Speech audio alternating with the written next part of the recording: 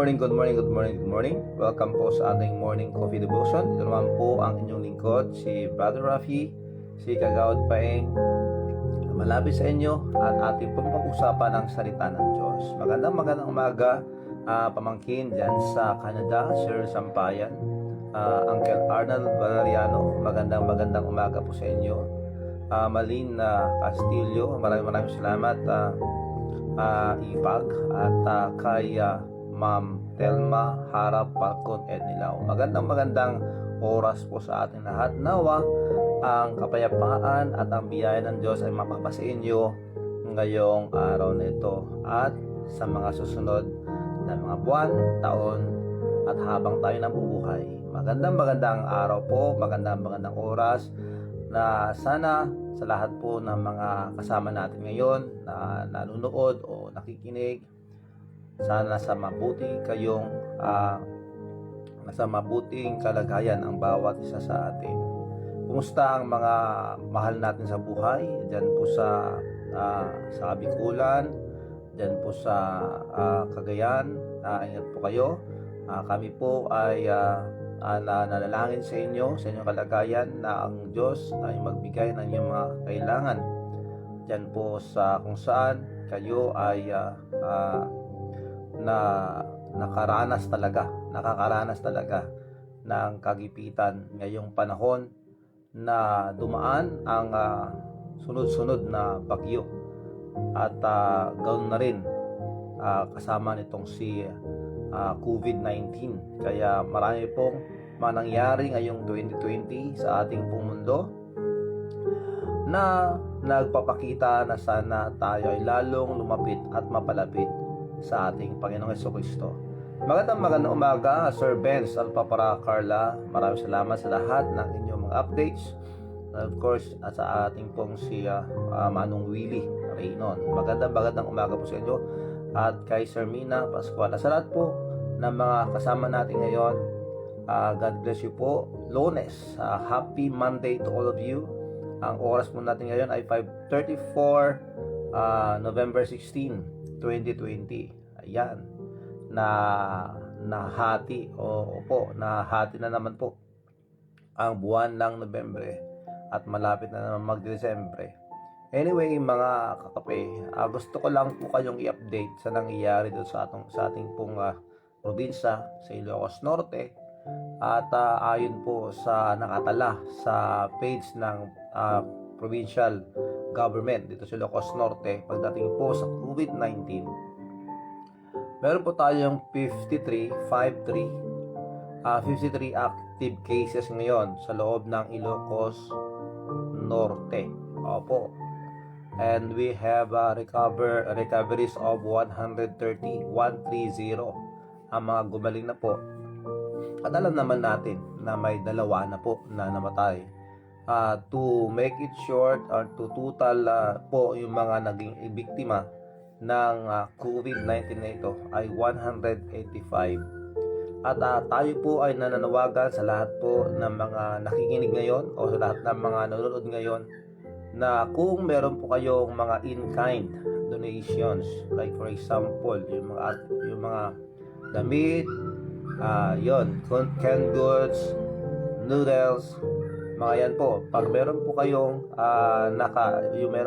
mga gustong ibigay para po sa donations dito sa mga nasalanta ng bagyo, dito po sa Silangan, dito sa Cagayan, maaaring pumunta po kayo doon po sa Provincial Social Welfare and Development dito po sa ating pong provincial capital, o kaya pwede naman dito sa ating pong SWD dito sa Lawag City para po maibigay o mapadala ang mga donations nyo, in-kind donations para sa mga nangangailangang mga kababayan natin na nasalanta ng bagyo. Bago tayo manalangin, pakinggan po muna natin ang awiting ito bilang pasalamat sa Panginoon at pagre-remind sa atin na tayo'y dapat magpasalamat sa Kanya araw-araw, anytime. Magandang oras po sa atin lahat. Yes, kay Ma'am Lumahan, Apo kay Froilan, at saka kay Jeff Alonso. Pakinggan po muna natin ang awiting ito.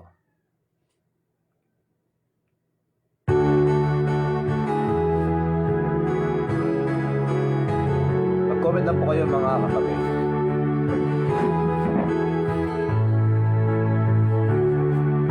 Salamat sa'yo, Panginoon. Salamat sa buhay ko ngayon. Kung hindi sa'yo, ay walang matatamo ang mga pagsusumikap ko. Kaya sa bawat sandali sa iyo, ako'y magpupuri dahil sa iyong kabutihan at inagamit. Ang pangarap ko'y tagumpay. Salamat sa iyo, Panginoon. Salamat sa buhay ko ngayon. At kailanman sa iyo ay hindi magbibitaw. Sa buhay ko'y ikaw ang siyang tanglaw. Salamat sa iyo, Panginoon. Salamat sa buhay ko ngayon. Kung hindi sa'yo, ay walang matatamo ang mga pagsusumikap ko. Kaya sa bawat sandali sa iyo, ako'y magpupuri dahil sa iyong kabutihan at inatamtan. Ang pangarap ko'y tagumpay. Salamat sa iyo, Panginoon. Salamat sa buhay ko ngayon. At kailanman sa iyo ay hindi magbibitaw. Sa buhay ko'y ikaw ang siyang tanglaw. Sa buhay ko'y ikaw ang siyang tanglaw.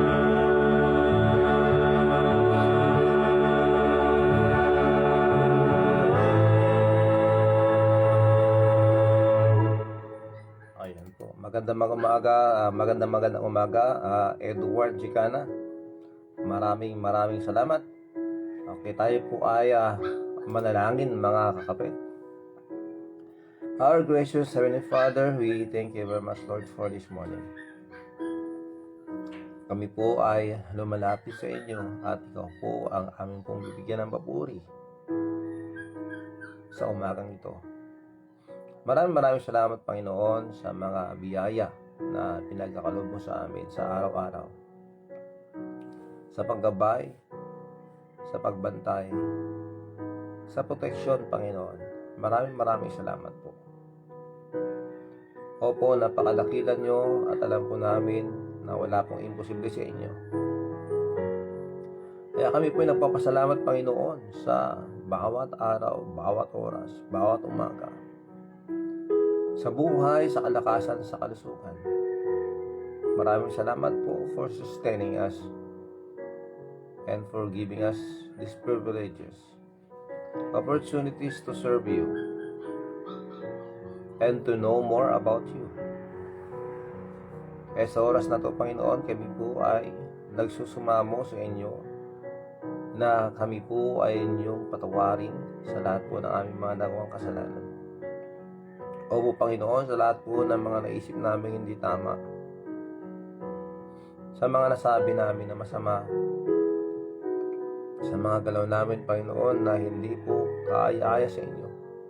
Ganoon din po sa aming mga gawain. Patawarin po ninyo kami.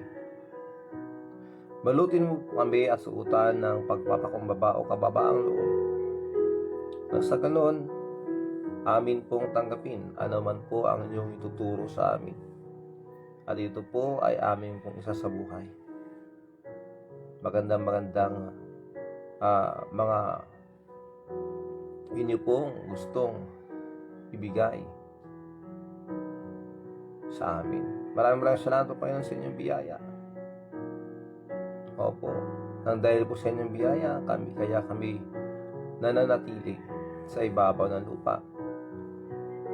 But we know that this is not our final home, because you prepared a place for us in heaven. And thank you very much, Lord, for the hope of eternal life that you promised before the world began. To those who will trust you, for those who are trusting in you, for those who believe in you. Kaya sa oras na ito, Panginoon, nalalapit po namin ang bawat isa sa inyo. Lahat po kami ay nagkakaisa na idinidulog ang mga nangangailangan mga kababayan namin, hindi lang po rito sa aming bansa, pati sa ibang bansa, Panginoon. But particularly, we are begging you to please provide the needs of our countrymen dito po sa Cagayan at sa Kabikulan. Gumamit po kayo ng mga tao, Panginoon, to provide their needs. Protect them. And please, Lord, dinadalangin namin sa inyo, Panginoon, whatever yung kanilang pong kalagayan ngayon. Alam ko po, maraming nanghihinayang, maraming nasaktan, maraming nagdalamhati dahil sa mga nangyayari. And we pray, Lord, that you may please comfort them. And please provide their needs. And protect also the frontliners, the rescue team, na wala pong mangyari sa kanilang masama. And please protect them also from the virus, the COVID-19. Maraming salamat po, Panginoon, sa pagkakataon ito. Nalapit po namin sa inyo ang bawat isa sa amin, Panginoon, that you may please forgive us sa lahat po ng aming mga kasalanan. Maraming salamat po. Nilapit po namin sa inyo muli ang aming pong mga kaibigan at mga minamahal na nangangailangan po ng kagalingan o lunas sa kanilang pong mga sakit po nararamdaman. At tulad po, Panginoon, ni Manong Roger Tomas sa kanyang pong injury, at yung please continue to heal his arm. At yun din, Panginoon, ang kailangan at ang kagalingan ni Janelle Sharp. Opo, at i-bless mo rin po ang kanyang pamilya. Please, Lord. At kay Sir Nemesio Alipio Jr. sa kanyang pong complete recovery, fast recovery. Kay Evangeline Bendia, Panginoon. Yun din po kay Natalie Cheng sa kanyang pong lakas at paggaling. Kay Manong Ilyong Asuncion, Sir LD Alonso, Chiki Alonso. We pray even for Ma'am Trinidad Cabigon, kay Ma'am Geraldine Manuel, kay Mr. Manuel. Maraming salamat po. At alam po namin na hindi mo po sila pinapabayaan. At inyo po ibinibigay ang kanilang po mga kailangan. Lalo na po sa kanilang mga gastusin, sa kanilang pong medication, sa kanilang pong maintenance. Katulad din po, Panginoon, ni Uncle Sammy, Uncle Jimmy, Uncle Flor, Auntie Irene Alonso. At ganoon na rin po, Panginoon, si Ate Irene Laborte. Please continue to work in her life. Please strengthen her, Panginoon. That there will come a time that she will come home and be with us. Maraming salamat po sa inyo pong kabutihan. At sa oras na to, nilapit po namin sa inyo ang kalagayan ng bawat isa. Sa mga nagtatrabaho, nagbibiyahe, please protect them and please, Lord, Katulad po ng mga nagpapasada, ng mga jeep. We pray for their protection and for your provision to them. And also, Lord, we thank you, Lord, for your love that we are experiencing every day in our lives. At nalapit po namin sa Panginoon, ganoon din po ang pagdatrain ni Christine Enilaw sa kanyang pong pagpupulis. We pray that you may please protect them and strengthen them na matapos nilang kanilang training na maayos po buo ng kanyang pong grupo. Maraming salamat. Bless also her family.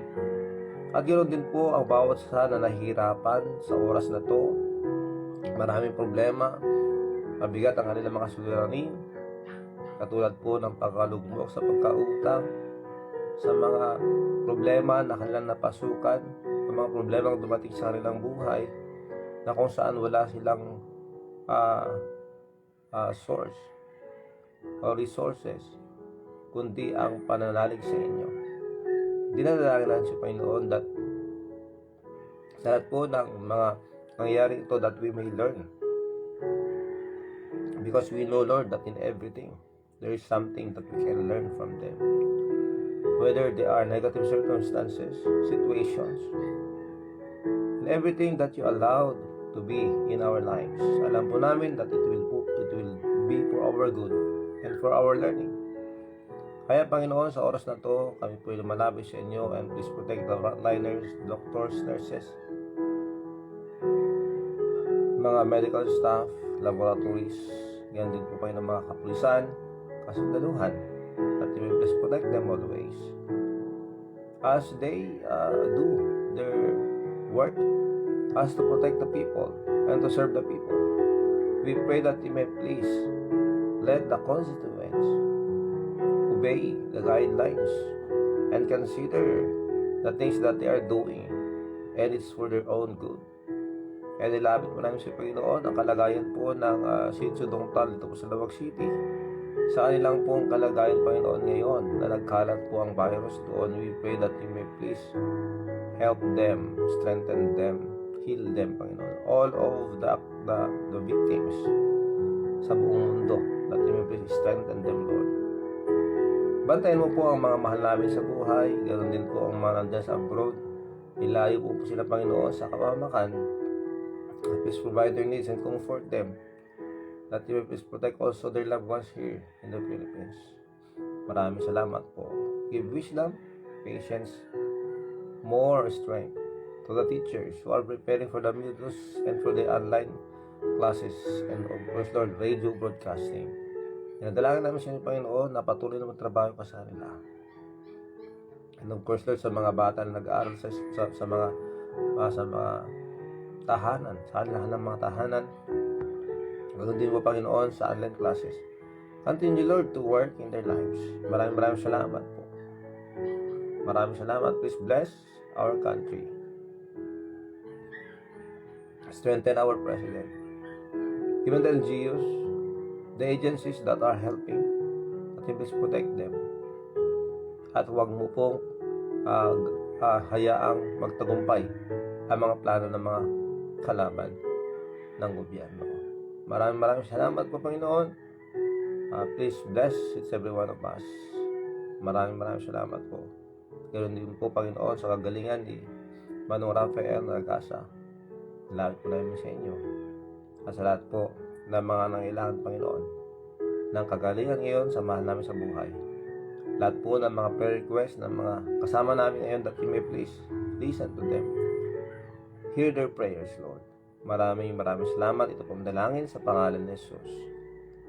Amen and amen. Magandang oras, magandang araw, magandang umaga sa ating lahat. God bless you, mga kakape.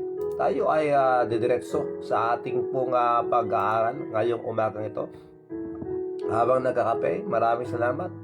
Tara po, pag-usapan po natin. Kung napansin niyo, mga kakape, ang ating pong pinag-uusapan ng mga nakarang araw patungkol po sa pamilya. Katulad po ng kailangan ng bawat isa na dapat ang bawat individual sa isang pamilya ay maging Christ-centered person, na ang Diyos ang sentro ng ating buhay. Nang sa ganon, ang ating pamilya ay maging Christ-centered family. And by that, if all the families in the community will be centered, Christ-centered families, then napakagandang komunidad. Mapapasana all tayo. O, di ba mga kapatid? When I said sana all, hindi yun naiingit, pero yung gusto natin na yun ang mangyari.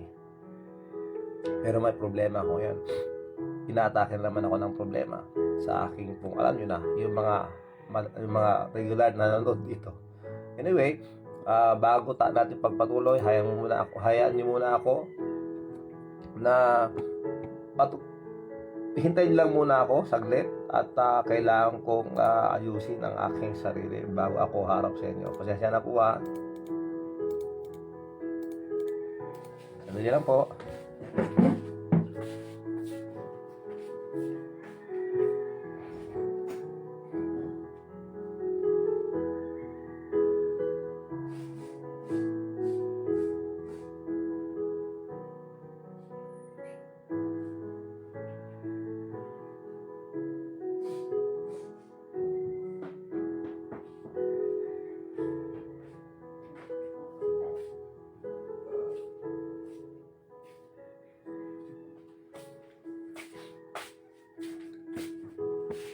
Ayan, salamat po ha. Maraming salamat. Ayan, so patuloy po natin ang ating pong leksyon. Pasensya na po. Kailangan na sa mag-asawa meron tinatawag na pagkakasundo sa loob ng tahanan. Dahil nga po mga kapatid, napakalaki ang impluwensya ng mag-asawa sa pamilya. Alam natin yan, hindi natin mapagkakaila. Hindi natin pwedeng iwanan yung topic na yan dahil napakahalaga. At nabaalaman din natin ang pag-asawa, hindi po ito basta-basta. Kaya sa mga nagbabalak na mag-asawa, mag-isip kayo mabuti bago kayo pumasok sa relasyon ng pag-asawa. Okay? So, napag-alaman din natin tungkol sa pagiging magulang. Po.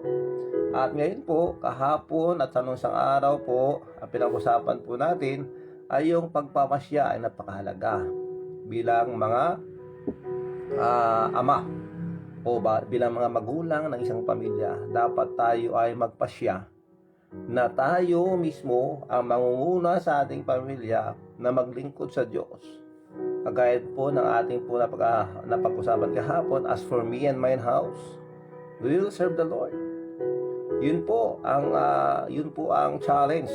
Yun po ang challenge sa mga ama, that they may be the one to initiate, to have that initiative to lead their family to serve God. So, first of all, dapat ang ama ang nangunguna o ang magulang ang nangunguna sa paglilingkod sa Panginoon, totoong paglilingkod sa Panginoon, nang sa ganon may impluwensyahan ang kanilang mga anak na sumunod sa paglilingkod sa Diyos. Tandaan natin yan. This is the reason why God created us to worship God, to honor God in our lives, to let God, to let the people know about God sa ginawa po ng Diyos sa ating buhay, sa pagligtas niya sa atin at pagpapakilala natin sa Kanya sa mga taong hindi pa lubos na nakakakilala sa Panginoon Jesucristo. Because we are created by God for Him. Tandaan natin yan. Hindi po tayo ginawa ng Diyos para gawin natin ang sarili nating kagustuhan. Tandaan po natin yan palagi. It's not because you are still strong at kahit ano ang naisip mo na gustong gawin ay gagawin mo. Kailangang mag-synchronize o magsang-ayon po ang ating layunin at ang layunin ng Diyos sa buhay natin. Nasa ganon, lahat po ng ating mga ginagawa ay maging kaaya-aya at ito'y katanggap-tanggap sa harapan ng Diyos. Opo, dahil marami tayong mga ginagawa, seems like everything that we are doing is right, but when we try to evaluate them, ito pala ay pansarili lamang ng bisyon o kagustuhan. Hindi po masama mag-ambisyon, hindi rin po masama ang mangarap. Pero kailangan nating siguraduhin ng ating ambisyon o pangarap ay naayon po sa kalooban ng Diyos nang sa ganun hindi po nasasayang. Tandaan po natin to. Isa lang po ang buhay natin. Minsan lang tayong dadaan dito sa mundong ibabaw. Meron nakahanda po sa atin para sa lahat na inihanda ng Panginoong Jesucristo doon sa kalangitan. Sa lahat po ng mga nampalataya sa Kanya, tayo po ay merong lugar doon sa langit na kung saan ihanda niya ang mga maraming mansyon para sa bawat mananampalataya niya. Grabe naman yun. Hindi natin ma-imagine. Hindi natin ma-imagine. But someday, because of the faith that we have, it will all become sight. Ayan po mga kapatid, yun po ang tinatawag na pananampalataya. According to Hebrews 11:1, ang sinasabi po doon, now faith is the substance of things hoped for and the evidence of things not seen. Opo, katulad po nga ang Diyos. Ang Diyos po, hindi natin nakikita pero naniwala tayo sa Kanya. It is because of faith. Yan po yun. Ganoon din po ang Kanyang sinabi sa Kanyang banal na kasulatan na Siya po ay naghanda ng lugar para sa atin. Kaya, maraming salamat sa Panginoon sa lahat ng Kanyang biyaya. Salamat sa biyaya ng buhay na walang hanggan nang dahil sa Kanyang kaligtasan binigay sa atin dahil sa ating pananampalataya kay Kristo. Maraming salamat at purihin ng Panginoon dahil tayo po ay binigyan niya ng pag-asa na balang araw pagkatapos ng buhay natin sa mundong ibabaw, meron tayong uwian at ang uwian natin ay walang iba kundi sa piling ng Diyos, ang ating tagapagligtas. Tandaan po natin yan. So, ang pagpapasya ay pagpipili ng isang ama o ng isang magulang ay napakahalaga. Kagaya po ng ating po napag-usapan kahapon sa Joshua chapter 24 verse 15. But as for me and my house, we will serve the Lord. Yan po ang lakas, napakaganda na desisyon ng isang ama. Ang ama ang siyang mangunguna sa kanyang pamilya. Tandaan natin yan. O sa mga misis na mga nakikinig ngayon, lakasan nyo ang bulyom nyo at itapat nyo sa tenga ng mga asawa nyong lalaki na dapat maunawaan ng lalaki, ang asawang lalaki, na siya ang mangunguna sa kanyang pamilya na ilid o kanyang turuan. Siya ang mangunguna para sa kanyang pamilya na maglingkod o magsamba sa Diyos. But as for me and my house, we will serve the Lord. Dapat lalaki muna ang magbibigay ng halimbawa para sumunod ang kanyang mga pamilya. Yun po ang dapat at nararapat at katanggap-tanggap at kasiyasiya sa harapan ng Diyos. Ngayon po naman, ang ating pag-usapan, hindi po natin maiwasan na isang pamilya, meron po mga hidwaan. Opo, magkakaroon po ng mga hidwaan, meaning conflict. Opo. Sa isang pamilya po, hindi po mawawala yung hindi pagkakaunawaan. Alam po natin yan. Merong pagtatampuhan, merong galitan, merong alitan, merong mga hindi pagkakasundo sa loob ng isang pamilya. Minsan nga, kahit tatlo lang kayo nakatira sa tahanan, meron pang hindi pagkakaintindihan. Kahit nga dalawa nga lang kayong mag-asawa, wala pa kayo. Meron pang panahon na hindi kayo magkasundo. Ganun po ang buhay. Habang nandito tayo sa lupa, haharap tayo sa sitwasyong ganyan. Dahil nga mga kapatid, tayo po ay nandirito pa sa lupa at nandyan pa ang dyablo na gustong manira even our family. Sisirain niya our friendship, relationship, marriage, friendship, yun po, neighborhood, relative, lahat po yan. Ilan po nakalista yan sa listahan ng dyablo para sirain niya. And he will use conflict in order for us not to have that pure heart, pure love, pure service, pure worship sa ating Panginoon. Dahil nga, pag ang isang tao ay hindi nakapag-worship, hindi makapaglingkod sa Panginoon, tayo ay lumalayo sa Kanya, lumalayo sa Panginoon. Kaya ito po ang ginagamit ng Diablo, conflict. Nang sa ganon, hindi po tayo makapag-concentrate sa ating pong ginagawa para sa Panginoon.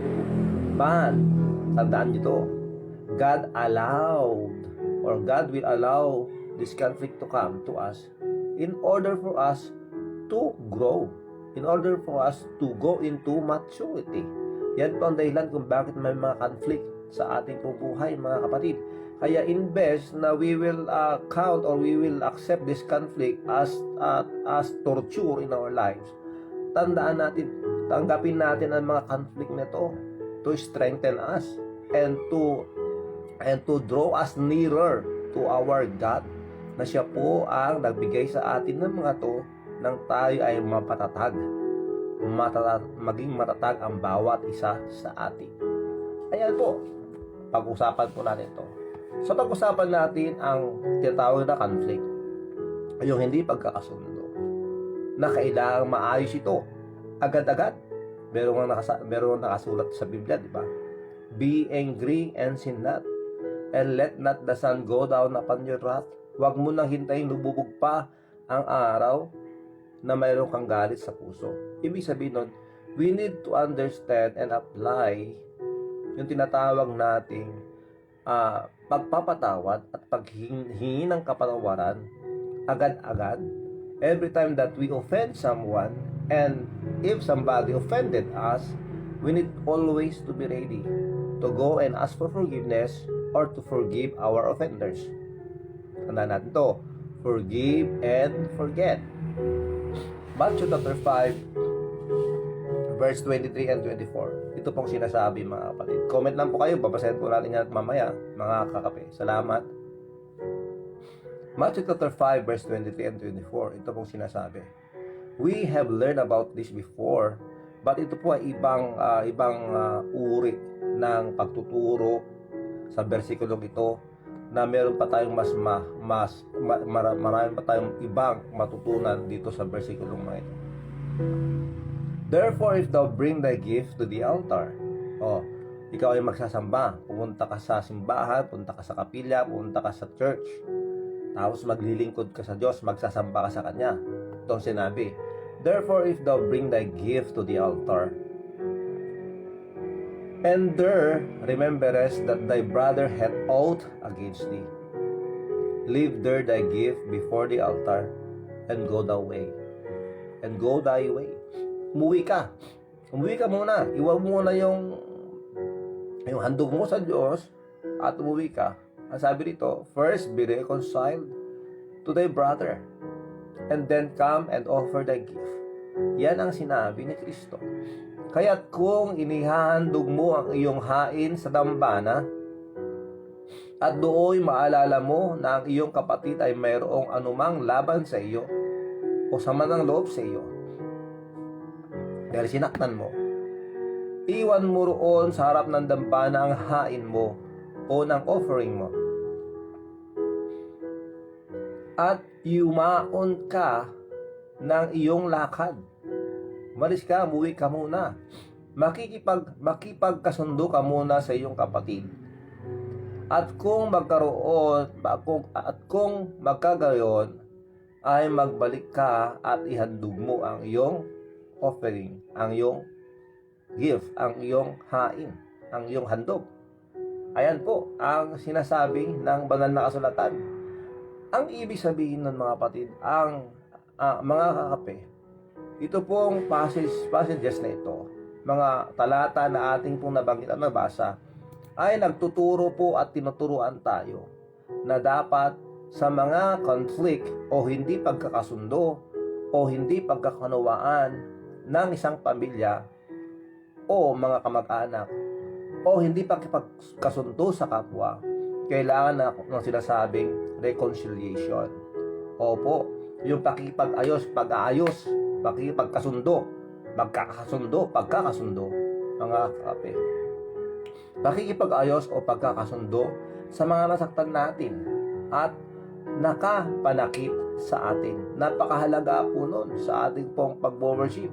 Dahil nga po, mga kapatid, makikita natin to, ang reconciliation ay nangangailangan ng tinatawag na pagkaunawaan, at ito yung mga dapat nating bigyang pansin pag tayo ay nakapanakit o tayo'y nagkaroon ng hindi pagkakasundo o hidwaan. Anong meron dito? Let us consider these things na mga factors kung bakit nagkakaroon ng tinatawag na hindi pagkakasundo. Ang una, pride. Opo, didiinan natin yon. Pride. Opo. Wala't walang may bidulot sa atin ng pride. Though we can say pride will boast everything and will give us confidence. Yun po ang tinuturo ng secular world. Pero ang pride po, wala po magagawa yan pagdating sa harapan ng Diyos. Dahil galit nga po ang Diyos sa mga taong may pride. Opo. At ang gusto ng Diyos, mga mapagpakumbaba. So let us consider these things. Pride, anger. Opo, pag meron kang pride, mayabang ka, meron ka rin galit. Katataas ang loob, kapalaluan, nang dahil doon meron kang galit, anger. At kung mangyari yon, let us consider also this one. When you have that pride, anger, then next will be the cutting person's spirit. Ibig sabihin nun, yung susugatin natin ang damdamin ng ibang tao. When we say cut off, pwedeng sugat, pwedeng sabihin, pag yung sabihin natin, you are not part of my family anymore. Yung tinatawag na pagtatakwil. Pero let us stay with that kahulugan o meaning na ang cutting off person's spirit ay ibig sabihin nun, yung sinugat natin sila sa kanilang damdamin. Opo, yun po ang nangyayari. Because of our pride, lalo na pa pinag-uusapan ay yung prinsipyo ng bawat isa. And sometimes, our principles, ang prinsipyo ng ating buhay, sarili nating prinsipyo, minsan, ang alam natin ay tama, mali pala. Pride na lang ang dahilan kung bakit pinaglalaban. Pero, ang tinuturo ng Diyos sa atin ay yung pakikipag-reconcile o pakipag-ayos. Hindi dapat tayo nagpapagamit na ang mga problema na maliliit ay pinapalaki ng dahil sa ating pride. But these verses is saying or telling us to have that forgiveness and to ask for forgiveness. Agad-agad. Dahil nga po, every time that you go to the dambana or to the altar at ikaw mag-worship sa Panginoon, God will not honor your worship, your gift, your offering. It is because there's something wrong in your heart dahil nga po sa pride at ayaw mo makipag-reconcile sa kapwa mo. Yun po ang problema. Kaya napakahalaga po mga kapatid na kailangan i-practice po natin tinatawag na pagpapakumbaba. Dahil makakapalagit po tayo ng dami sa ating pamilya, lalo na. Kaya iwasan po natin na ang pride ang magbo-boast sa ating pong buhay. Dahil nga po, walang may dudulot yan na mabuti sa ating pong buhay. Pride leads to anger, and anger leads to cutting off one's spirit. Ang kapalaluan, ang kayabangan, ang pagiging mataas ng kalooban ay nagdudulot ng galit. At ang galit ay nagdudulot ng pagsusugat, pagpananakit ng damdamin ng ibang tao. Pride puts ourselves above others and we react in anger to anyone who does not respect or honor the exalted position in which we have placed ourselves. Ano ibig sabihin nito? Hindi nalagay ng kapalaluan o kayabangan ang ating sarili sa itaas ng iba. Oo, hindi po tayo magpakumbaba eh. Gusto natin mas mataas tayo sa iba. At ito ay tumutugon o nagre-react tayo sa galit. Pag yung linalabanan tayo, sinasagot tayo ng mga tao, ayaw natin magpatalo, gusto natin nasa itaas tayo dahil sa ating pride, nagre-react tayo at tayo nagagalit. Lalo pag hindi ginagalang at dinirespeto ang ating mga opinion. And sometimes, we think sometimes that our opinion or our principle in life ay yun palagi ang tama. Palagi na lang tayo tama. Because ang tao mapalalo o mayroong kapalaluan, lahat ng kanilang ginagawa ay tama. Sandali lang po Sandali lang po.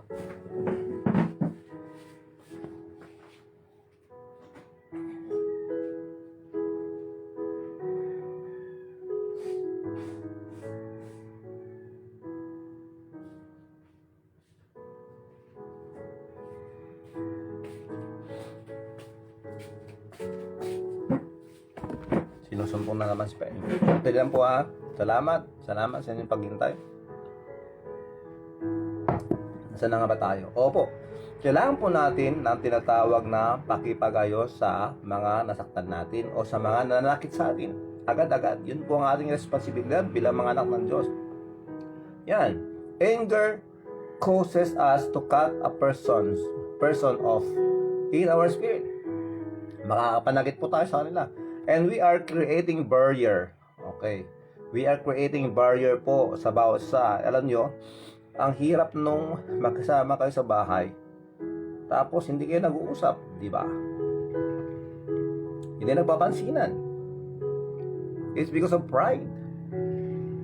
Kaya gumising po tayo sa katotohanan na hindi po iyon ang kalooban ng Diyos sa mga pamilya. There must be bonding. Opo, kaya sa mga anak, makinig kayo. Huwag kayong magkaroon ng galit sa inyong mga magulang. Dapat pakamamahalin niyo sila. At ganoon din kayong mga ama at ina. Tayong mga ama at kayong mga ina, dapat maging good example tayo sa ating mga anak. Nang sa ganon, hindi po sila magalit o magkaroon sa sama ng loob sa atin. That everything that we do to them should be for the glory of God. Let us teach them right or true reconciliation or pakipag-ayos, mga kakape. Ngayon, ang taong ating nasaktan o nasugatan sa kanilang damdamin, sila rin po ay magkakaroon ng tinatawag na pagka-apekto ng kanilang pong tinatawag na kaisipan. Pagkakaroon ng trauma o pagkakaroon ng tinatawag na awkward. Ma-awkward po sila sa atin dahil nga po sa ating pong pinapakita sa kanila. And there's a tendency that they will revenge. Magkakaroon po ng tinatawag na retaliation. Yun po. Sila po ay mag-iisip dahil sila rin po ay papasukin ng Diablo sa kanilang isipan. O ganyan na lang ba palagi? Ikaw na lang inaalipos na, ikaw na lang sinisisi, ikaw na lang palagi ang inaaboso. Lumabang ka naman. O ano mangyayari? Imbes na makucure o maayos ang problema, lalong lalala. Dahil nga po walang pagpapakumbaba. It is because we don't want to settle down,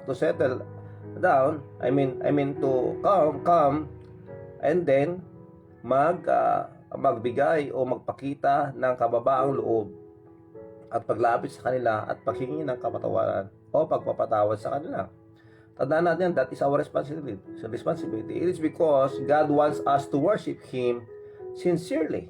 Yun pong totoo kung bakit ito yung nandito sa ating pong banal na kasulatan.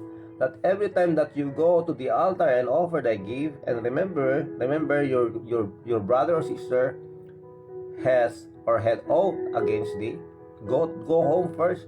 First be reconciled to your brother or sister, and then come and offer thy gift. That's what the Bible said. Talagang binabanatan po tayo ng ating problema. Sandali lang po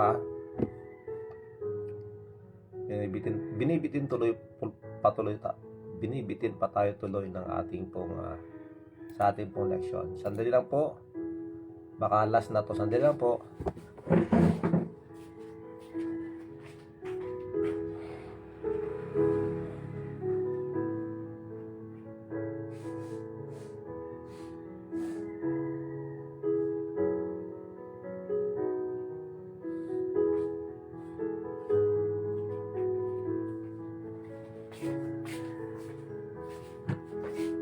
Merong kasabihan. Merong magsasabi, I don't understand how my nose runs and my feet smells. Joke lang po yun. Ito na, mga kapatid. Alam niyo ba na merong tinuturo sa Biblia na Pag nagalit tayo sa ating mga kapatid, ay matatawag na tayo ay mamamatay tao. Ito po ay nakasulat sa 1 John 3:15. Ito pong sinasabi, whosoever hated his brother is a murderer. So, tandaan natin to. Ang sabi pa doon sa 1 Samuel 15:22, behold, to obey is better than sacrifice. God is more concerned about our reconciliation with others than our worship to Him. Bakit? Anong ibig sabihin? Anong ibig sabihin nito? Dahil nga, pag hindi tayo nakipagkasundo o nakipag-ayos sa mga kasama natin, mahal sa buhay, sa mga kaaway natin, we are worshiping the Lord na merong tinatawag na insincerity o tinatawag na kaplastikan. Yung tinatawag nating hypocrisy. Yun po. Ayaw ng Diyos na tayo naglilingkod sa Kanya na hindi po totoo. Because sayang lang po ang pagpunta natin sa ating simbahan, sa ating mga churches, na sinasabi nating, we are singing praises to God and I am worshiping God, I'm praying to God, but the truth is we are a hypocrite. It is because we don't like to humble ourselves and to go to our offenders and to those whom we have offended and ask for forgiveness and have reconciliation between them and us. Yan po ang problema, mga kakape. Kaya napakahalaga na ating pong intindihin at ating pong igalang ang sinasabi ng Diyos na dapat let us live peaceably with all men. Yung sinasabi, dapat wala tayong kaaway. Kahit naawayin tayo ng mga tao sa mga paggawa nating kabutihan, so be it. Wala tayong problema doon. As long as we know that in everything that we do, every good thing that we do is for the glory of God. Hindi naman yung pinapahalata mo sa tao na sa harapan niya na gumagawa ka ng kabutihan para ipakita mo lang sa niya, para mapansin niya na mabait ka. Hindi dapat ganoon. Everything that we do, we should do it for the glory of God. Siguraduhin natin na ang motive natin ay tama. Nang sa ganon, matutuwa po ang Diyos sa atin. Napakahalaga po nun, mga kapatid.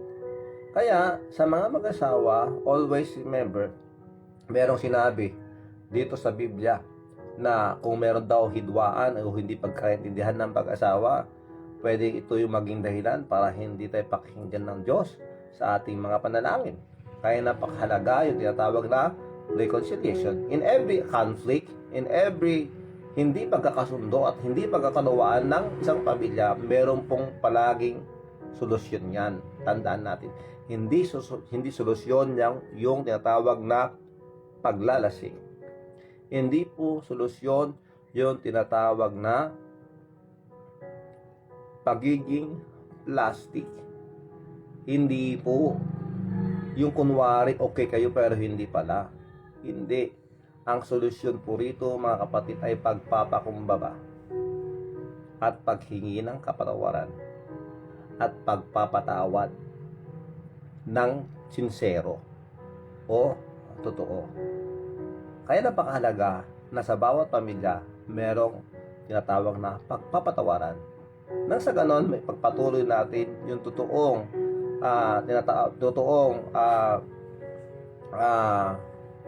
kalooban ng Diyos na bawat sa atin ay nagmamahalan. Beloved, let us love one another.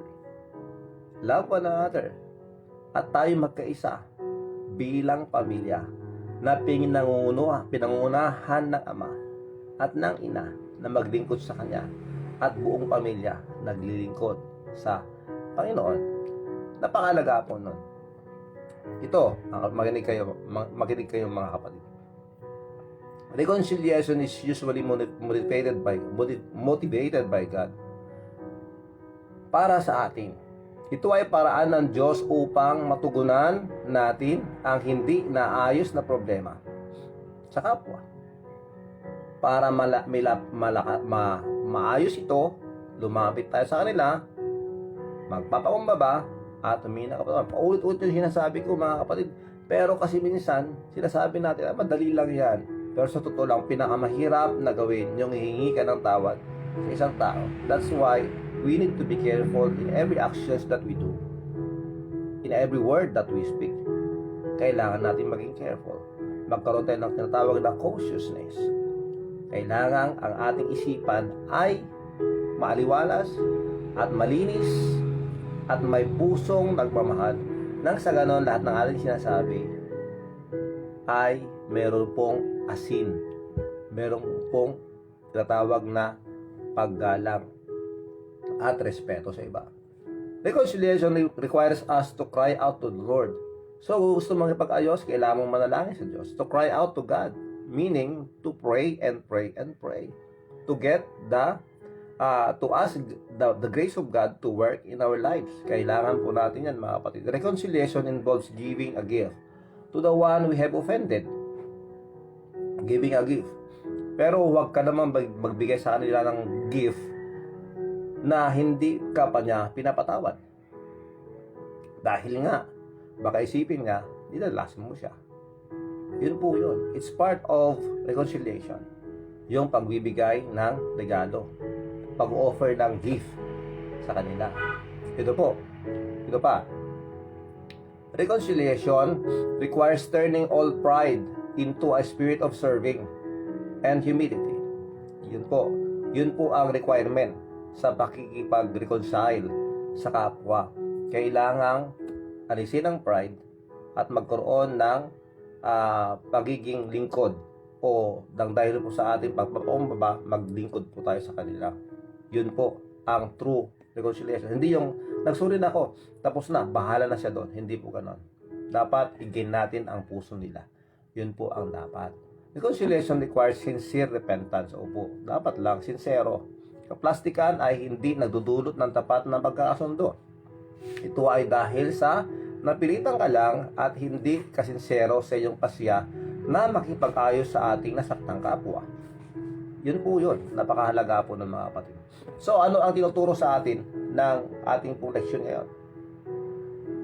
Tandaan natin, pag sumunod po tayo sa utos ng Diyos, natutuwa po ang Diyos sa atin. Ipinapakita po natin dito na siya po ay ating ginagalang at ating sinusunod.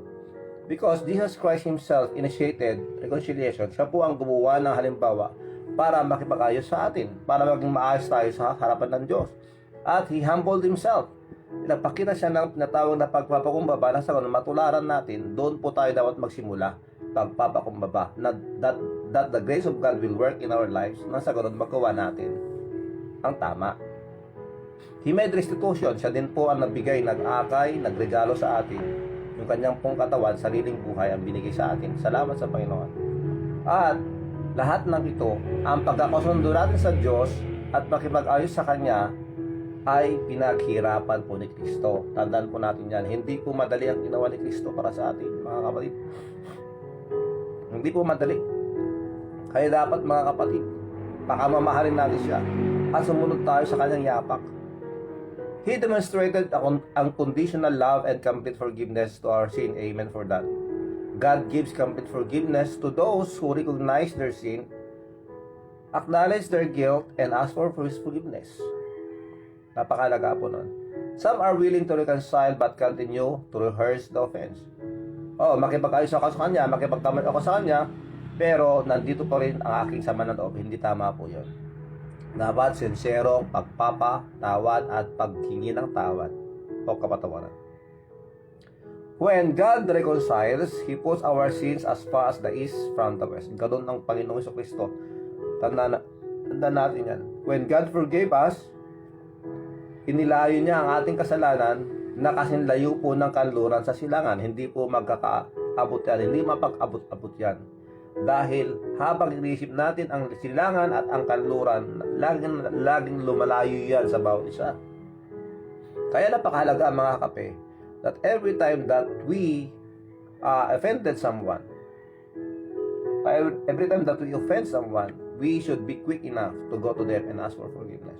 Yan po, mga kape, ang ating pong leksyon ngayong umaga ito. Nawa tayo po ay naturuan at natuto po tayo, and God will bless us all. Tandaan natin, mga kapatid, mahal na mahal tayo ng Diyos.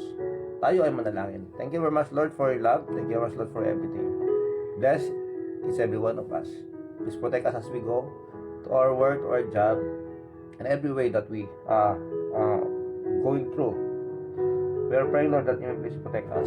Maraming salamat po, Panginoon. Please protect and bless each every one of us.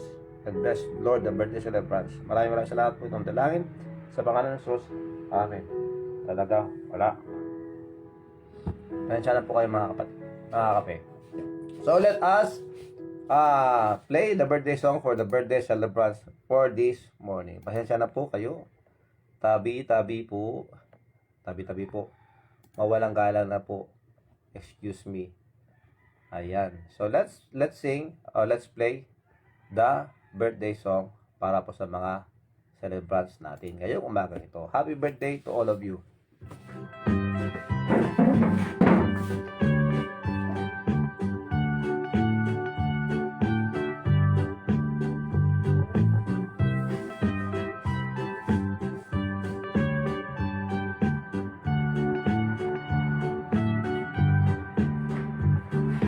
Happy birthday. Happy birthday. Sorry po. Happy birthday to you. Yan, happy birthday kay Saniel Antonio Teruel, Leonidas Ruiz, kay Nancy Duldulaw Bagasol, Sister Nancy Duldulaw Bagasol, happy birthday. Faye Galapon Diva, Aris Esteban, kay Ebeson Alunday, kay Benigno Arias, kay John Fred Baluno, Eva Justo, ayan, kay Robert Fajardo, Brother Robert, happy birthday. At kay Sahagon Ragde Grade. Okay, maraming salamat sa inyo. Happy birthday. Maraming salamat sa Panginoon. God bless you, birthday celebrants. Naway nasa mabuti kayong kalagayan. And always pray for our kababayan na nasa lantabo ng bagyo. At sa lahat po na kailangan ng panalangin, huwag po natin silang kalimutan. And to love one another. Tandaan po natin yan. Reconciliation is very important. Kaya, kung meron kayong problema, reconcile. Kailangan makipag-ayos tayo sa kanila. Magandang oras po sa ating lahat. Maraming salamat, Sir Mina Pascual. Sister Marinas Gaspar, Ma'am Edalyn Alonso, maraming salamat. Okay lang po kami dito sa Barangay Cavite. Huwag po kayong mag-alala dyan sa Hawaii, sa kalagayan namin ito, we're okay. Maraming salamat po.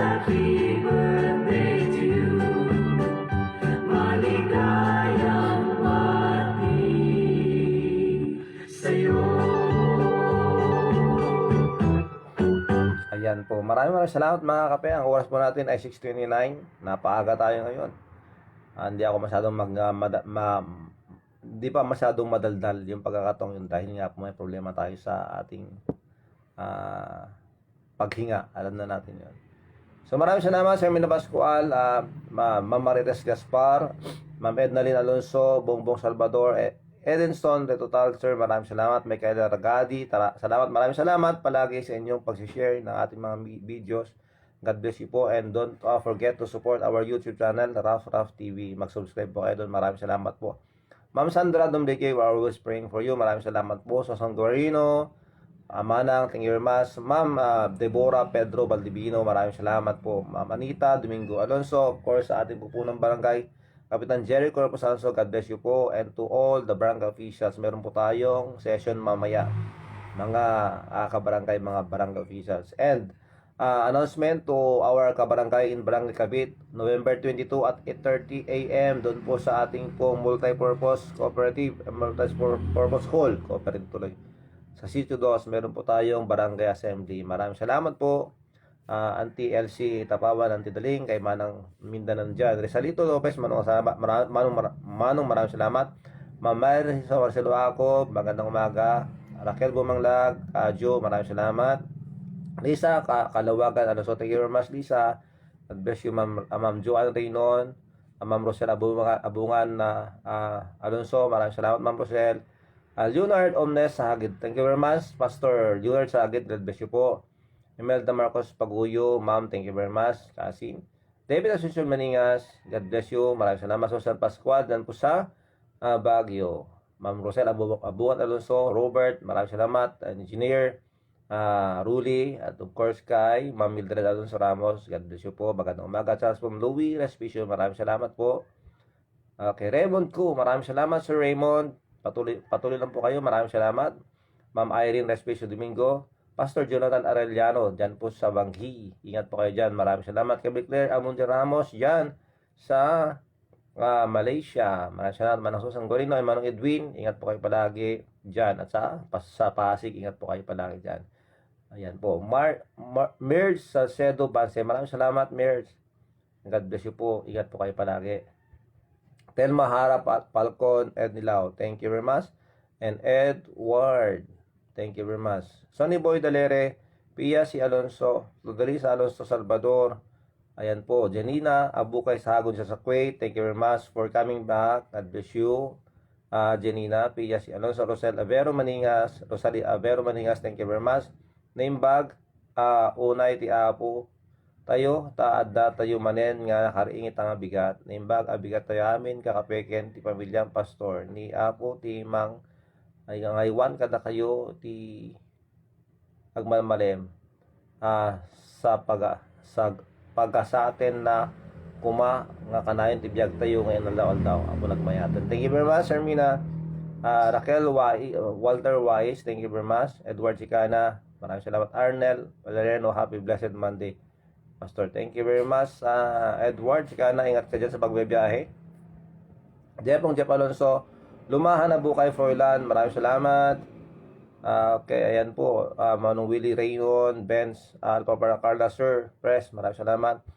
Telma Harap, Falcon Edila, maraming salamat po.